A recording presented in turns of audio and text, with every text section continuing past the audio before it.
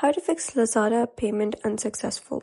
Hello guys and welcome back to the channel. In this video, I'm going to show you how you can fix if your Lazada payment is unsuccessful. So let's get started. First of all, open Lazada application and then you're going to click on account here at the bottom right. And then you're going to scroll all the way to the bottom and you'll be able to see the option of payment options.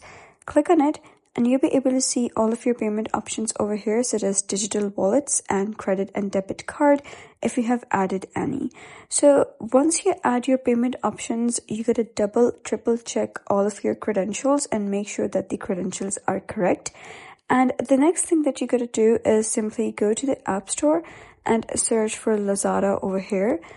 And you got to make sure that you have the latest application, that is the latest version of this application. So if you have written update over here, click on it and download the latest version.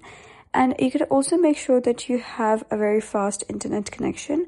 If not, then I suggest you to switching to the mobile data. And if you're using mobile data, then try using Wi-Fi. And once you have done these steps, you're going to come to Lazada again.